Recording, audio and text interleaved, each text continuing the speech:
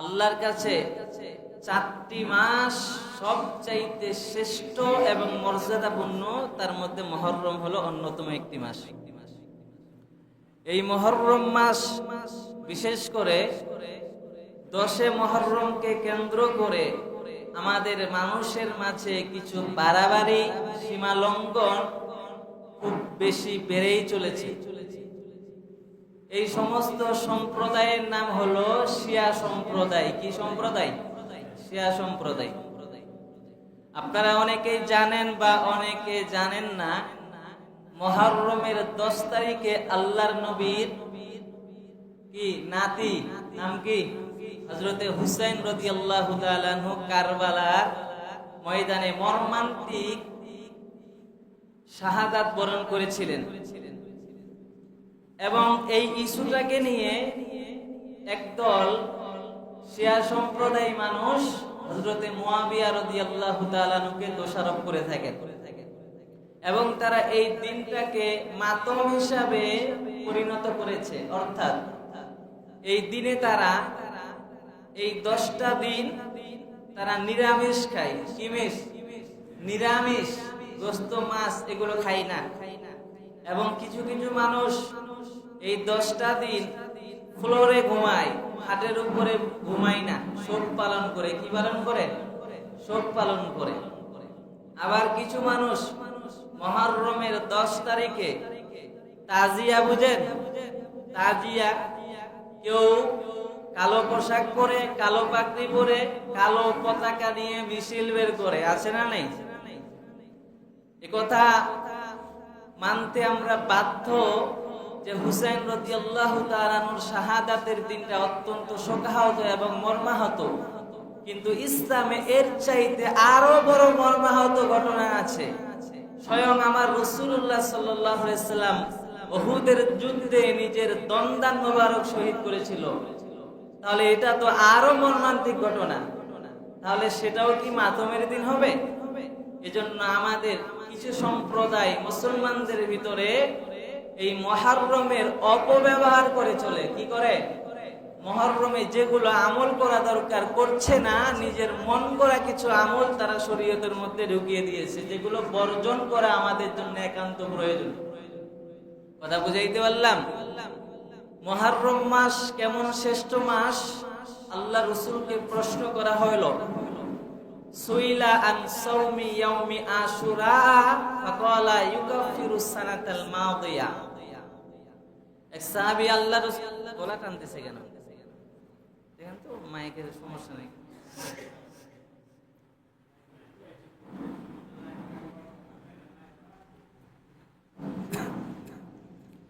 এক সাহাবী আল্লাহ রাসূল, সাউন্ডটা বাড়ান দেখি হালকা। এক সাহাবী আল্লাহ রাসূল সাল্লাল্লাহু আলাইহি ওয়াসাল্লামকে প্রশ্ন করলেন, ইয়া রাসূলুল্লাহ, এই মুহররম মাস, এই মুহররম মাসের ফজিলত কি? সুইলা আন সাওমি ইয়াউমি আশুরা আল ইয়াউম, আশুরার দিন, মুহররমের দিনের ফজিলত কি?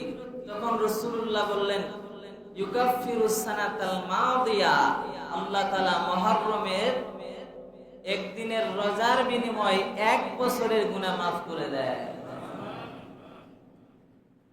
উলামা একরাম বলেন, মুহররম মাসের রোজাটা সুন্নাত না মুস্তাহাব না ওয়াজিব, এ বিষয়ে উলামা একরাম বলেন, ইত্তাফাকাল উলামাউ আলা আন্না সাওমা ইয়াউমি আশুরা আল ইয়াউম সুন্নাতুন লাইসা বিওয়াজিবিন। উলামা একরাম এই ব্যাপারে ঐক্যমত পোষণ করেছেন যে মুহররমের রোজাটা এটা সুন্নাত, ওয়াজিব নয়। এটা কি? সুন্নাত রোজা। তো আমরা এতক্ষণ পর্যন্ত মুহররমের ফজিলতের বয়ান শুনলাম। এই মুহররম সম্পর্কে কুরআনুল কারীম এবং অনেক হাদিসে অনেক ফজিলত বর্ণিত হয়েছে। আল্লাহ তাআলা কুরআনুল কারীমে বলেন, ওয়ালা তাকুলু লিমান ইয়ুকতালু ফি সাবিলিল্লাহি আমওয়াতা। ও দুনিয়ার ইমানদারেরা, ওয়ালা তাকুলু লিমান ইয়ুকতালু ফি সাবিলিল্লাহি আমওয়াতা, যেই সমস্ত বান্দা আল্লাহর রাস্তায় জিহাদ করে শহীদ হয়েছে তোমরা তাদেরকে মৃত বলো না। কি বলো না? যারা আল্লাহর রাস্তায় জিহাদ করে শহীদ হয়েছেন তোমরা তাদেরকে মৃত বলিও না। বাল আহইয়াউ ওয়ালাকিন লা তাশউরুন, তারা প্রকৃতপক্ষে জীবিত, তোমরা উপলব্ধি করতে পারছো না। মূলত তারা কি জীবিত? যারা আল্লাহর রাস্তায় শাহাদাত বরণ করেছে তোমরা তাদেরকে মৃত বলিও না। তারা কি জীবিত, তোমরা তা বুঝতে পারছো না। আল্লাহ তাআলা পরে বলেন ওয়ালানাবলুওয়ান্নাকুম বিশাইইম মিনাল খাউফি ওয়াল জু। আল্লাহ তাআলা বলেন আমি আল্লাহ অবশ্যই তোমাদেরকে পরীক্ষা করব। আমি আল্লাহ অবশ্যই তোমাদেরকে পরীক্ষা করব। বিশাইইম মিনাল খাউফি ওয়াল জু, কখনো আমি আল্লাহ ভয় ভীতি দ্বারা তোমাদেরকে পরীক্ষা করব। জাহান্নামের ভয় দেখাইয়া আমি আল্লাহ তোমাদেরকে পরীক্ষা করব। আবার আমি আল্লাহ কখনো তোমাদেরকে ক্ষুধা দ্বারা পরীক্ষা করব, ঘরের মধ্যে খাবার থাকবে না। আমি আল্লাহ কখনো তোমাদেরকে ক্ষুধা দ্বারা পরীক্ষা করব। ওয়া নাকসিম মিনাল আমওয়ালি ওয়াল আনফুসি ওয়াস সামারাত, আর আমি আল্লাহ তোমাদেরকে অবশ্যই কখনো কখনো জান আর মাল দ্বারা পরীক্ষা করব। কি দ্বারা? জান আর মালের পরীক্ষা নিব। ওয়া নাকসিম মিনাল আমওয়ালি ওয়াল আনফুসি ওয়াস সামারাত, আবার আমি আল্লাহ কখনো কখনো তোমাদের ফসলাদি ক্ষয়ক্ষতির মাধ্যমে পরীক্ষা নিব। কখনো আমি আল্লাহ ঝড় আর তুফানের মাধ্যমে তোমাদের ফসলগুলো নষ্ট করে দেব। তবে যারা এই ধৈর্য ধারণ করবে তাদের জন্য সুসংবাদ। ফসলের ক্ষতি দ্বারা পরীক্ষা করব, বান্দা ধৈর্য ধারণের গুণ অর্জন করতে হবে। আল্লাহ তাআলা বলেন আমি আল্লাহ অবশ্যই পরীক্ষা করব, কোনো সন্দেহ নাই। পরীক্ষা হবেই হবে, কোরআনের আয়াত। আমি আল্লাহ পরীক্ষা করব কখনো ধন সম্পদ জান মাল, কখনো ভয় ভীতি দ্বারা। তবে বান্দা যদি পরীক্ষায় পাশ করতে পারো তোমার জীবনটা দামি বানায় দিবে কে? মুহররম বড় দামি দিবস। এই মুহররম মাস আল্লাহ তাআলা এই মাসকে তো দামি বানাইছেন।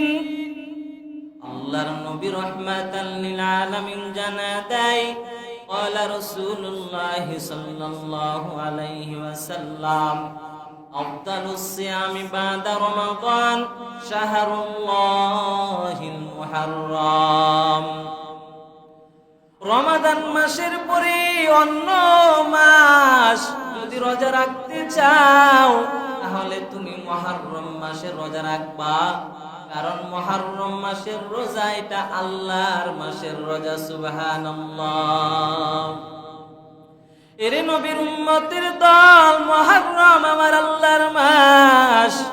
একটু প্রশ্ন করে দেখিন, 12টা মাস পুরোটাই কিন্তু আল্লাহর মাস। আল্লাহ মুহররমটাকে স্পেশাল ভাবে কেন নিজের মাস হিসাবে বললেন? রবিউল আউয়াল আল্লাহর মাস, জিলহজ জিলকদ সবগুলোই কার মাস? আল্লাহর মাস। আল্লাহ কেন স্পেশাল ভাবে মুহররম মাসকে বললেন মুহররম আমার মাস? এরে নবীর উম্মতের দল, দুনিয়ার যত মসজিদ আছে সব আল্লাহর ঘর। ঢাকার মসজিদ আল্লাহর ঘর, আপনাদের ভৈরসলটির মসজিদটাও আল্লাহর ঘর। সব মসজিদ কিন্তু আল্লাহর ঘর। সব মসজিদ যদি আল্লাহর ঘর হয়, সব মসজিদকে কিন্তু বাইতুল্লাহ বলা হয় না? হয় নাকি? বাইতুল্লাহ আমার আল্লাহর ঘর, ভৈরসলটির মসজিদও আমার আল্লাহর ঘর। তবে সব মসজিদকে যেমন বাইতুল্লাহ বলা হয় না, সব মাস আল্লাহর মাস কথা সত্য। তবে মুহররম মাস একটু স্পেশাল মাস হিসাবে আল্লাহ বাইতুল্লাহর মতো মুহররমকে সম্মান দিয়েছেন। সুবহানাল্লাহ বলবেন। বাইতুল্লাহ যেমন সব মসজিদকে বলা যায় না, অতএব আল্লাহ তাআলা এই মুহররমকে এত দামি বানাইছেন, সম্মানিত বানাইছেন। নবী আলাইহিস সালাতু ওয়াস সালামকে এক সাহাবী প্রশ্ন করে বললেন, ইয়া রাসূলুল্লাহ আইয়ু শাহরিন তা'মুরুনি আন আসুমা বাদা রমাদান। এক সাহাবী আমার নবীকে বললেন, নবী আমার, রমাদান ব্যতীত যদি আমি অন্য কোন মাসে রোজা রাখতে চাই, আপনি আমাকে কোন মাসে রোজা রাখার আদেশ করবেন? নবীজি এবার জবাব দেয়, ইন কুনতা সায়মান বাদা শাহরি রমাদান ফাসুমিল মুহররম ফা ইন্নাহু শাহরুল্লাহ ফীহি ইয়াউমুন তাবা ফীহি আলা কওমিন ওয়া ইয়াতুবু ফীহি আলা কওমিন আখরিন। এবার নবীজি বললেন, রে সাহাবী, তুমি যদি রমাদান মাসের পরে অন্য কোন মাসে রোজা রাখতে চাও, তাহলে মুহররম মাসে রোজা রাখো। কেন কেন জানো? এই মুহররম মাস আমার আল্লাহর মাস। এই মুহররম মাসে এমন একটা দিন আছে, এই দিনে আল্লাহ তাআলা অসংখ্য মানুষের তওবা কবুল করে নিয়েছেন। আবার আমার আল্লাহ ভবিষ্যতে যত মানুষ মুহররম মাসের ওই বিশেষ দিনে তওবা করবেন, আমার আল্লাহ ভবিষ্যতে সব উম্মতের তওবা কবুল করে নিবে। কেমন দামি মুহররম! এর নবীর উম্মত, মুহররম অত্যন্ত দামি মাস। মুহররম মাসের রোজা রাখবেন 10 তারিখের রোজা। কয় তারিখের রোজা? যেই দিনটাকে আমরা আশুরার দিন বলে চিনি। কি নাম? আশুরার দিন। আশুরা শব্দটা আশেরাতুন থেকে, অর্থাৎ 10। আশেরাতুন মানে কি? 10, অর্থাৎ মুহররমের 10 তারিখকে বোঝানো হয়েছে। এই মুহররম মাসের 10 তারিখ রোজা রাখবেন। নবী আমার রোজা রাখতেন এবং আমার নবী অন্য সাহাবা একরামকে আশুরার দিনে রোজা রাখার আদেশ করেছেন।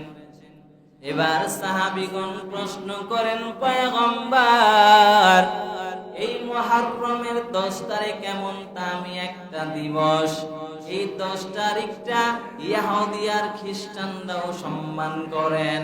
অর্থাৎ এই 10 তারিখে ইহুদিরাও রোজা রাখেন, জাহিলি যুগের মানুষরাও রোজা রাখেন, খ্রিস্টানরাও 10 তারিখে রোজা রাখেন। ও নবী আমার, আমরাও যদি 10 তারিখে রোজা রাখি তাহলে খ্রিস্টানদের সাথে মিলে যায়।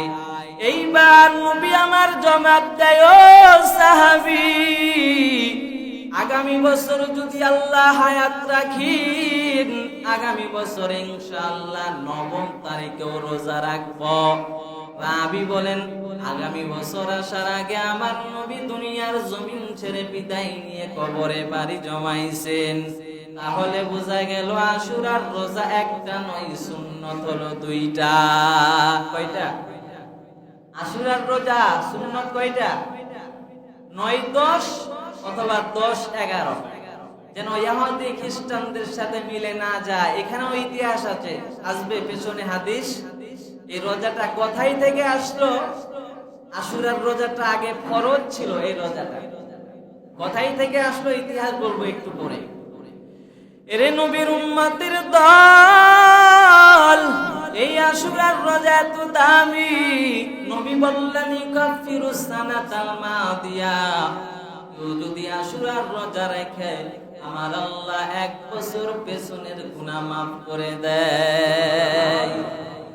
1 বছর রোজা রাখা কি চারটিখানি কথা? কথা বলেন না কেন? 30টা রোজা রাখি, তারাবি পড়ি, তাতেই মনে হয় জীবন শেষ। 1 বছর রোজা রাখা কত কষ্ট, একটু চিন্তা করা দরকার। তাও যদি হয় আবার এই গরমের দিন, তাহলে যে মানুষের কি হাই উতাস শুরু হয়ে যায়। খুবই কষ্ট। তবে এই আশুরার দিন রোজাটা ফরজ ছিল। আম্মা জান আয়েশা রাদিয়াল্লাহু তাআলা আনহা হাদিস বর্ণনা করেন, আন্না আয়েশা রাদিয়াল্লাহু তাআলা আনহা ক্বালাত কানাত কুরাইশুন তাসুমু আশুরা ফিল জাহিলিয়া। উম্মুল মুমিনিন হযরতে আয়েশা হাদিস বর্ণনা করে বলেন, কুরাইশ বংশ জাহিলি যুগের মানুষেরা আশুরার দিনে রোজা রাখতেন। وكان رسول الله صلى الله عليه وسلم يصومه। আর আমার নবী আলাইহিস সালাতু ওয়াস সালাম আশুরার দিন রোজা রেখেছিলেন। ফালাম্মা হাজারা ইলাল মাদিনা, আমার নবী যখন মক্কা ছেড়ে মদিনায় হিজরত করেন, সামাহু ওয়া আমারা বিসাওমিহি, আমার নবী মদিনার মানুষদের জানায়া দেয়, ও মদিনার মানুষ, তোমরা আশুরার দিনের রোজা রাখো, কারণ এটা ফরজ।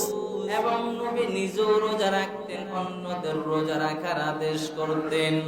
ফালাম্মা ফুরিজা শাহরু রমাদান ক্বালা মান শাআ সামাহু ওয়া মান শাআ তারাকাহু। আল্লাহ তাআলা যখন রমাদান মাসের রোজা উম্মতের জন্য ফরজ করে দিলেন, তখন আমার নবী ডাক দিয়া বলেন, নবী ও দুনিয়ার মানুষ, আল্লাহ তাআলা তোমাদের উপরে রমাদান মাসের রোজা ফরজ করেছেন। অতএব যার ইচ্ছা হয় আশুরার রোজা রাখো, যার মনে চাই আশুরার রোজা রাখো, আর যার মনে না চাই আশুরার রোজা রাখবা না। কি বুঝলেন? রমাদান মাসের রোজা যখন থেকে ফরজ হয়েছে, আশুরার রোজা তখন থেকে রহিত হয়ে গেছে, বাতিল হয়ে গেছে। অর্থাৎ বাতিল বলতে ইচ্ছা, এখতিয়ার বুঝেন? আপনাকে একটা কাজ করার ইচ্ছা দিল যে এটা করলে করতে পারো, না করলে না করতে পারো, করলে সওয়াব আছে, না করলে কোনো গুনাহ নাই। কুরআনুল কারীম আসছেন, তাওরাত জবুর ইনজিলের বিধান শেষ। কথা বুঝাইতে পারলাম? আল্লাহ রাসূলের উপরে যখন কুরআনুল কারীম অবতীর্ণ করলেন, তখন তাওরাত জবুর ইনজিলে যা আইন ছিল সব আইন রহিত হয়ে গিয়েছে। এখন কুরআন যেটা বলবে সেটার উপরে কি করতে হবে?